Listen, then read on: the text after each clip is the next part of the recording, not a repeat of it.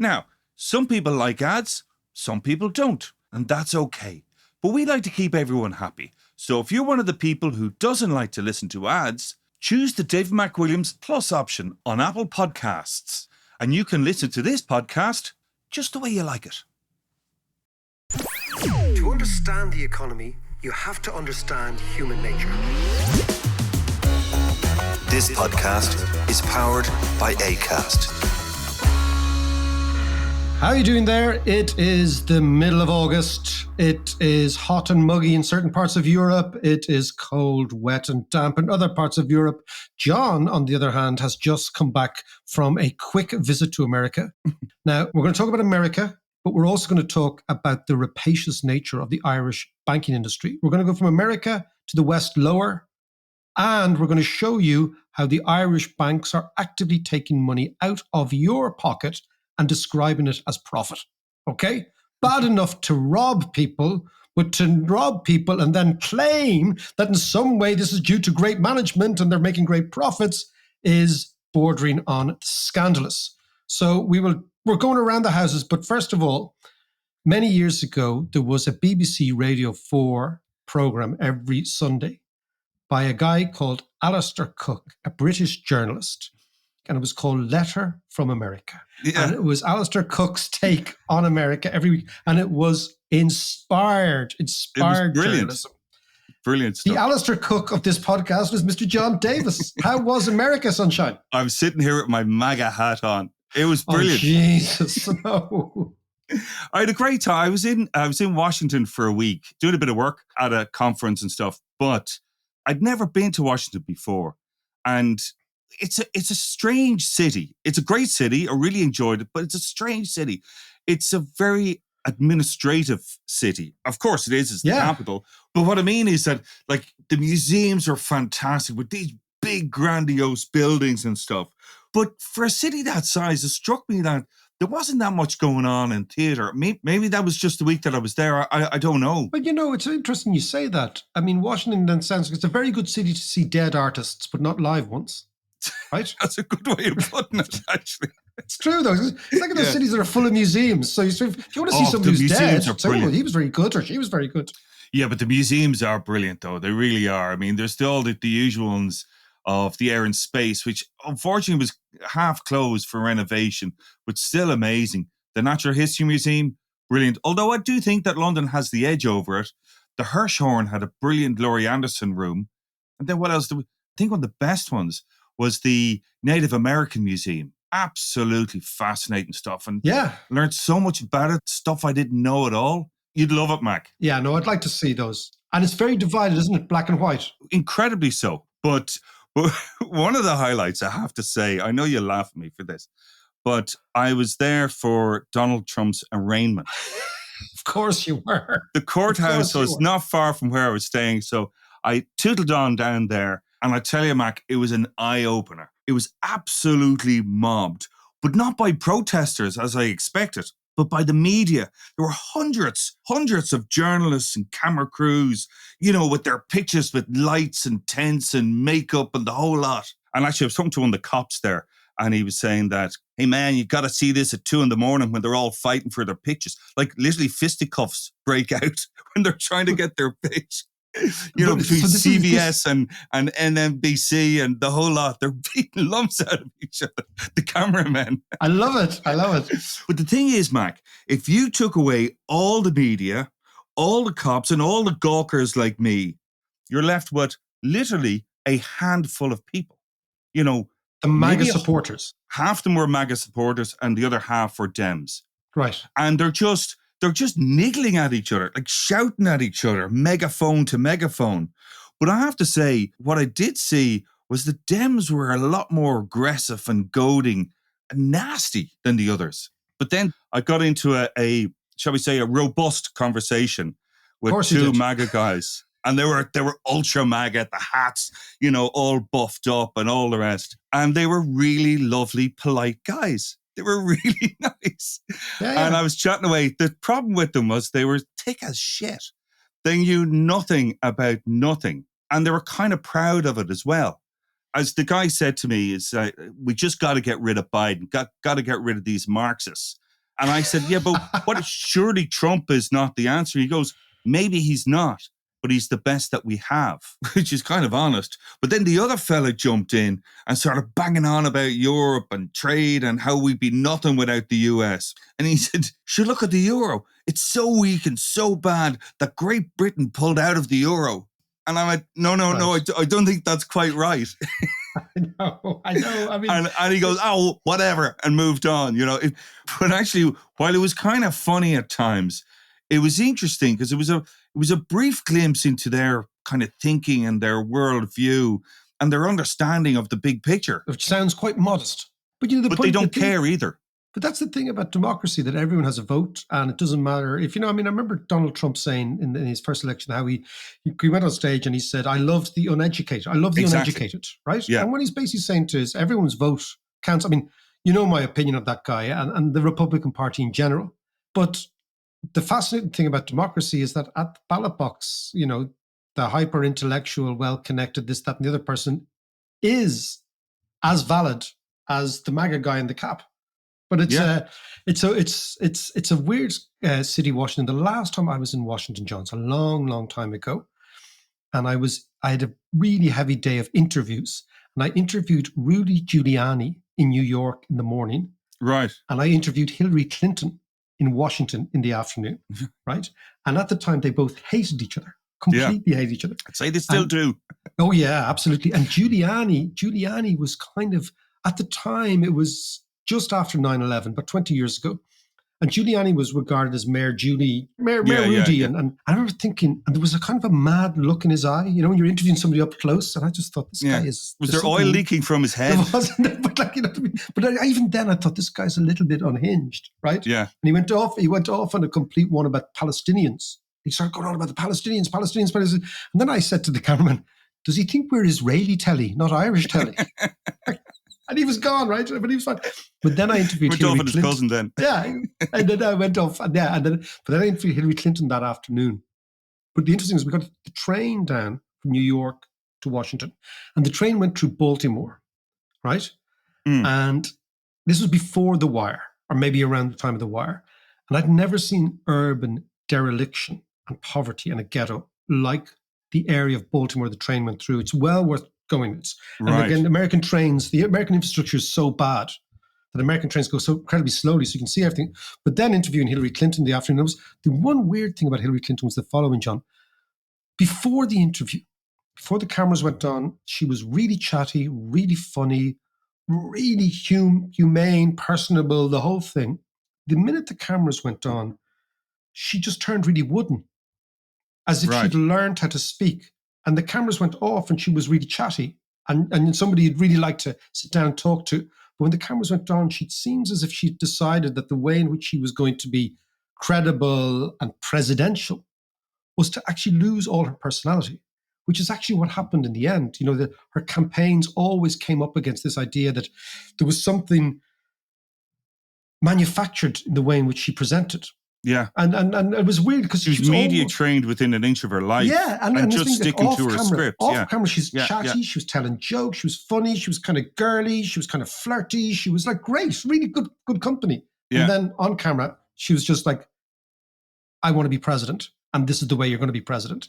Do the other thing that struck me when I was there is that, and it's something that you touched on before when you were in New York a little while ago, is that America is stoned. It's completely stoned. I think you're right. You're walking around like they legalized cannabis, marijuana in a lot of the states in America. And, I'm not against that. And in fact, you're actually very much for that, John.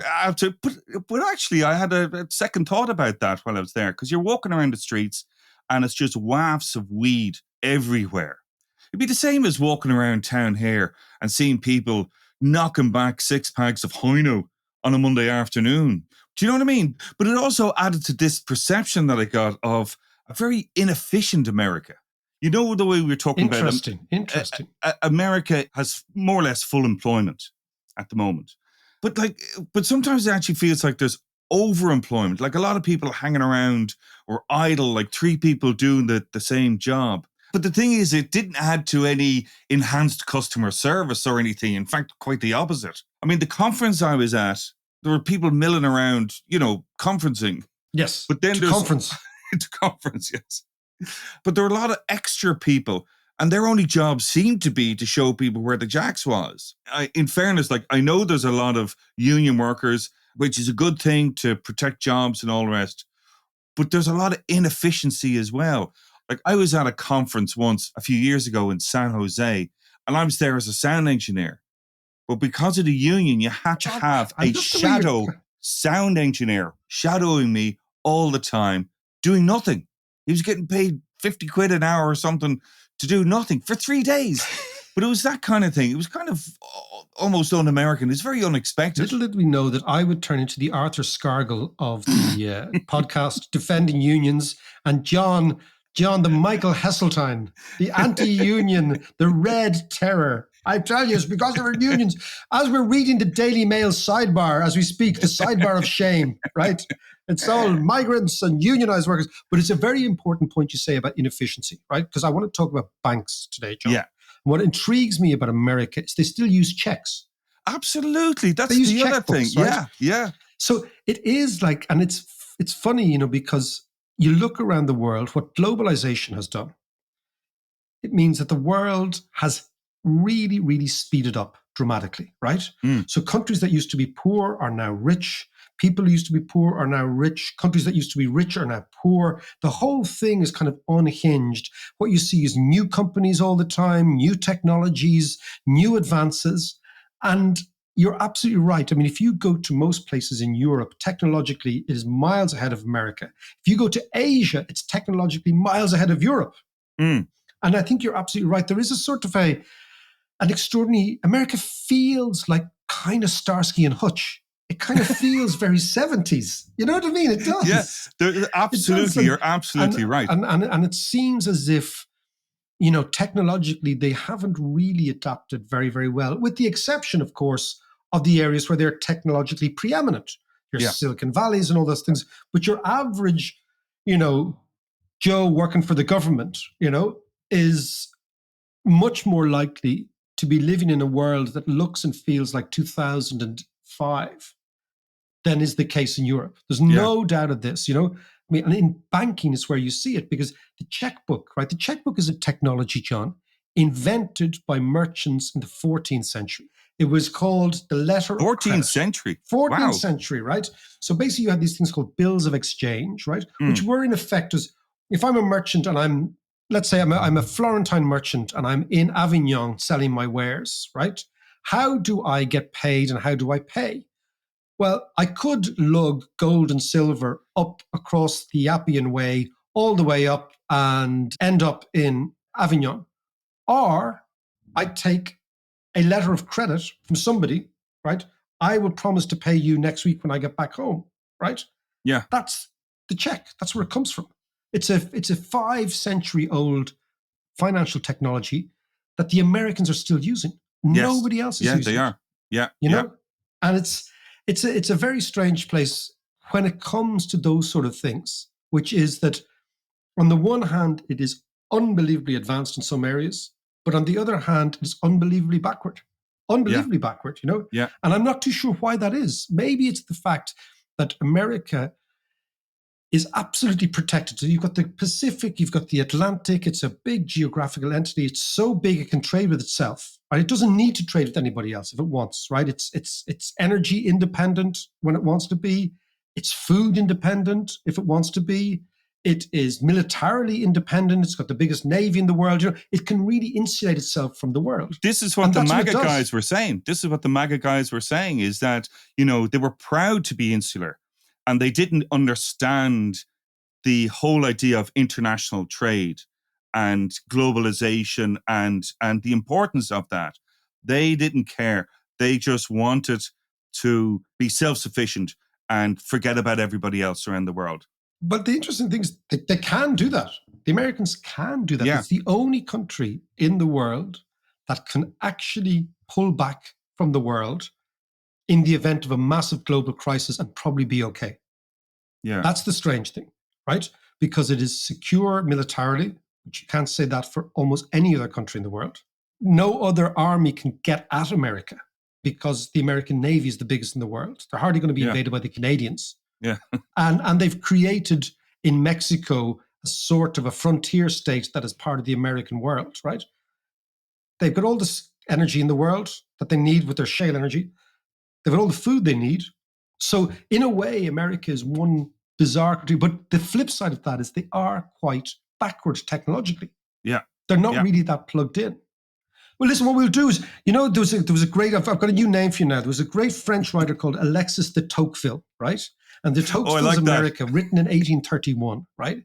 Was an amazing European perspective on America. I'm going to give you that book, right?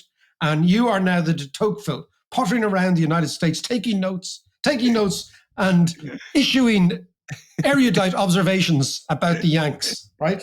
Well, we'll come back to it. I've lots more to say on America, but we'll come back to it in another podcast. Now, John, I want to talk about the scandal that is the Irish banking system. We're going to leave America. We're going to leave the museum pieces. We're going to go to the West Lower, the Aviva, where a deal has been done to stitch up an asset and imperil the people who actually make the asset run, who are the savers. Do this after the break. Let's get us a few points first. Point now.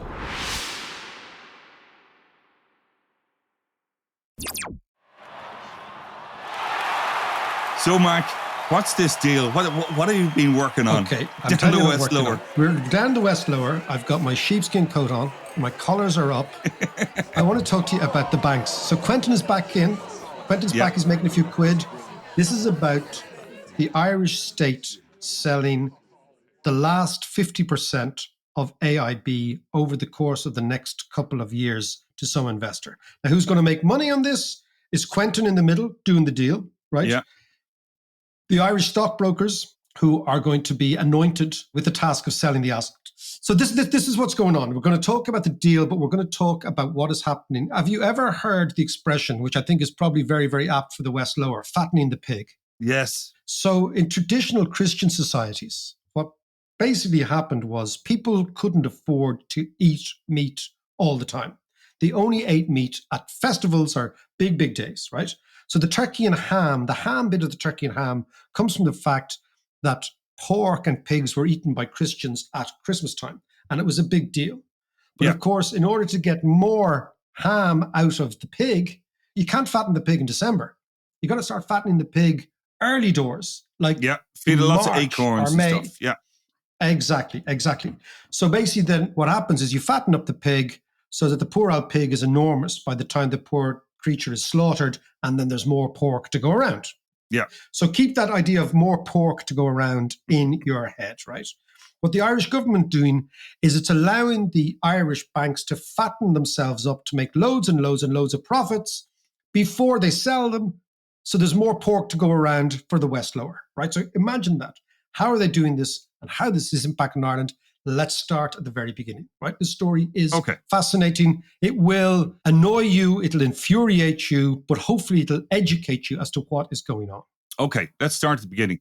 Irish banks bailed out 15 years ago because they had imperiled the nation so much that they led the country into a bank run. The bank run would have led to the vast majority of the average punter losing their savings because the banks didn't have the money. They'd spent it all on shitty investments. Right. We know that. At that stage, your choices policy-wise are not between good and bad. They're always between bad and worse. How do we do this? The supposition was the state will undertake to make sure that the people, the savers, don't lose their savings. But the idea was that left to their own devices, the Irish banks couldn't be trusted. That's really what happened. Yeah. And that was absolutely right. That they were shafting the public then. They are again shafting the public now, John, 15 years later. How so? So how a bank makes money is it charges more for loans than it actually pays out on the rate of interest. Yeah. So what the Irish banks are doing is the following. In the last 5 or 6 months, the ECB has begun to raise interest rates, right? Now, what the ECB is raising interest rates in order to bear down on inflation. So the idea of raising interest rates is that the reward to saving goes up as the rate of interest goes up. What that means is that more people will choose to save, not spend. Yeah. And what that means is that the economy will actually start to slow down, right? If and only if the rate of interest increase or decreases are passed on to the final consumer, right? Yeah. So what the ECB wants to do is it wants the final consumer to make a choice. I'm not going to spend money on going out for dinner or going out to the pub. I'm going to save. Yeah. So therefore, the rate of interest has to rise, right? So what it says is that we are raising the rate of interest so that the income associated with saving increases. Yep, that makes sense. That income is not the bank's income, it's the saver's income. Yeah. But if you look at Ireland, Irish banks are the worst performing in the whole of Europe at passing on increases in interest rates to savers. Irish banks have only passed on, think about this, right? Since the ECB started raising rates, they've only passed on 7% of each increase to the saver. So Irish savers are not seeing any increase or material increase in their rate of interest they're getting on their savings. In contrast, the banks in the UK, and I know we give the UK a hard time every now and then, right? But the banks in the UK have passed on 43% of all those interest rate hikes. Wow. So the UK banks are 5 or 6 times more positive to savers than the Irish banks, right? So this is an extraordinary thing. So what is happening is the Irish banks are cheating people out of their income. But how can they do that? I mean, as you say, it's a tool used by the ECB to get people to save more. To save and to reward saving and to save even incentive to save. So this is kind of working against the ECB? It's working completely against the ECB. So what's happening here, right? The income that you should get from your savings, if interest rates go from 1 to 4.5%, is your income. It's not the bank's income. It's yours. But the bank is not passing on this. So what the bank is doing, it's taking your money in, it's giving you 1%, it's depositing that money at the central bank at 4.5%, and it's trousering the 3% in the middle, which is yours, right? It's amazing, right? At the same time, they're very quick to up the interest rates on mortgages. I'm going to show you, right? So we are the worst performing in terms of the amount of money that savers are getting. And I want to reiterate this. This is robbery because the income from savings is the saver's income. It is not the bank's income. The bank holds the saver's assets, the savings, in trust. It's what you call a trust creditor, right? Yeah. But that trust has been broken by the fact that the Irish banks, much worse than any other banks, 6 times worse than the English banks, are keeping all the money for themselves, right? So they're actually robbing the money, right? If you earn money, John, and I take it, I have robbed you. That's pretty obvious. So that's on the one side. Yeah. On the other side, the Irish banks have, in the last 5 years, charged on average 1.5% more than any other European bank for loans, for mortgage loans, right? Yeah. For example. So every single year they've been basically penalizing borrowers. So they're penalizing savers by not giving them enough money.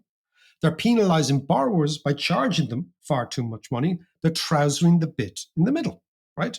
Now, analysts have said that this probably is costing the Irish economy about 120 million euros a month, every month, right? Whoa, right, okay. Because there's a lot of money out there. There's one and a half, there's probably about 140 billion of savings.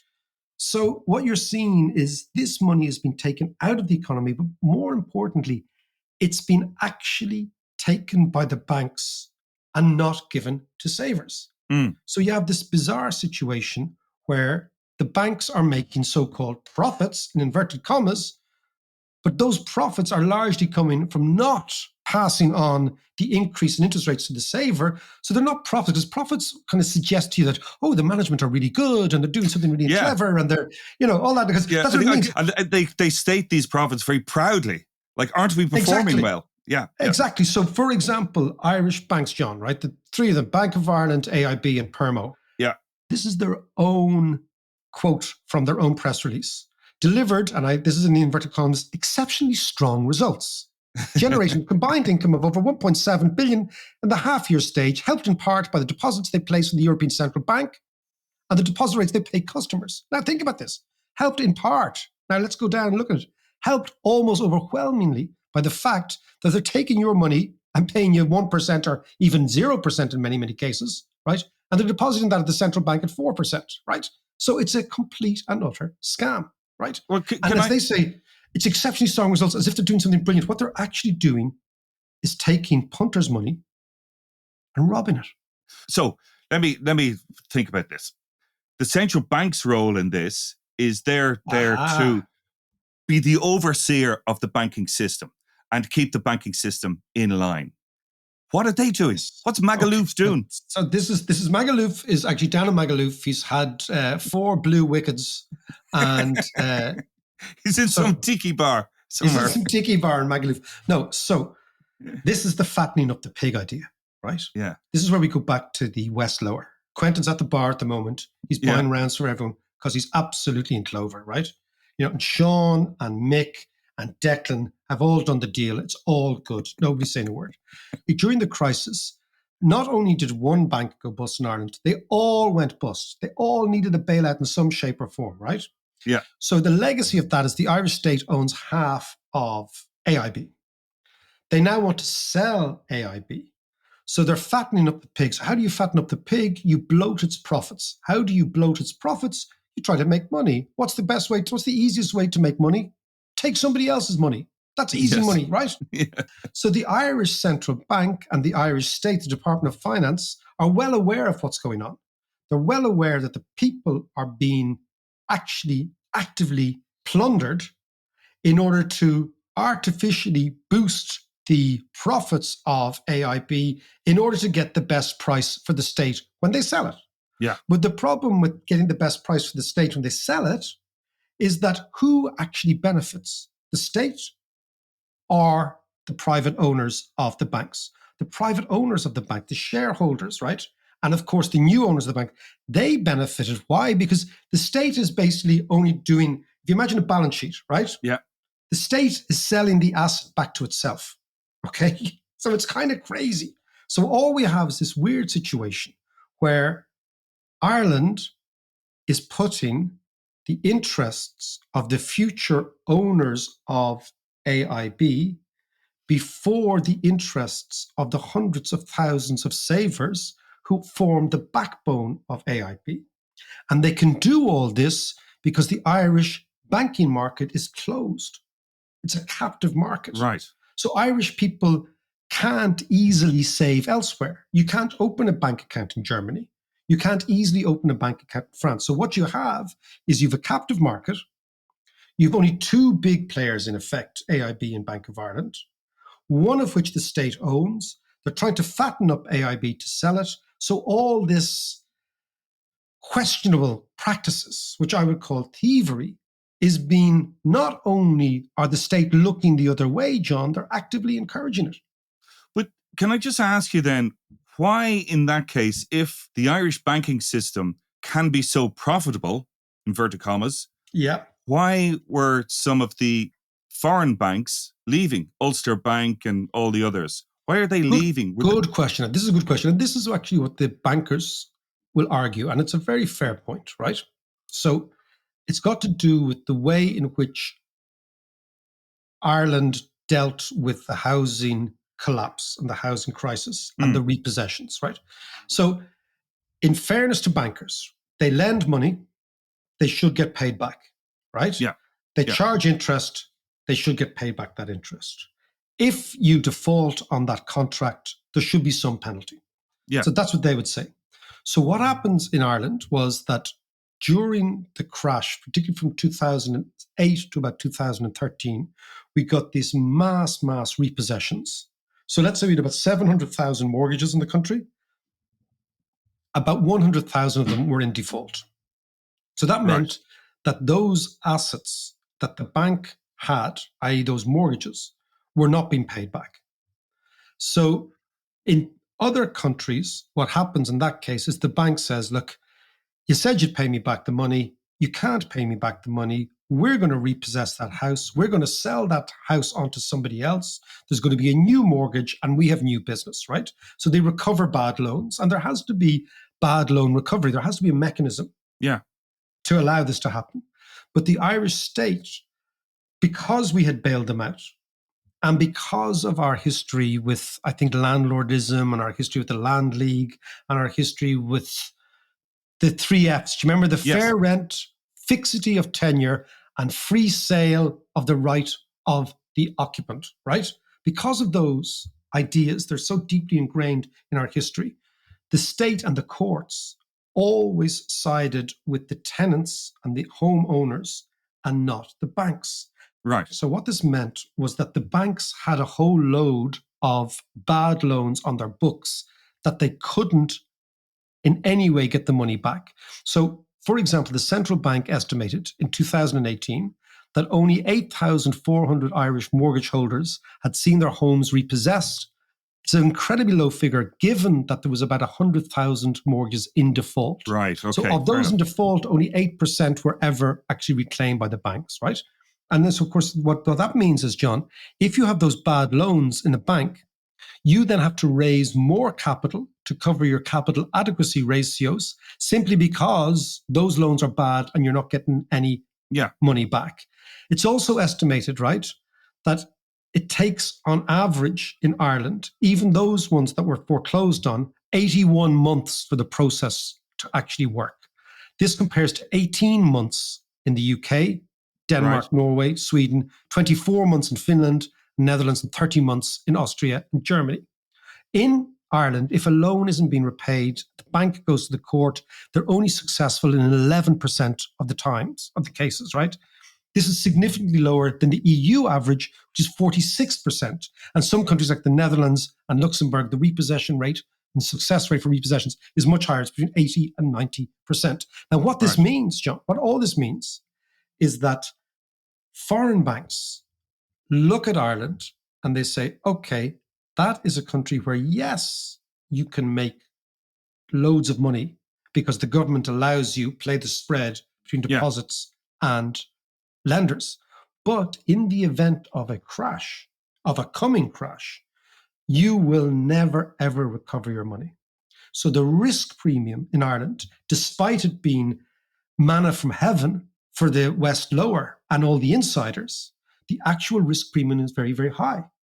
So because the foreign banks look at the repossession dynamics and they say, we can't do business in that country, because if we lend money to people and those mortgages are taken out, if Ireland hits the buffers, and Ireland does have a typical cycle of about 11 to 12 years when we go up and down and up and down.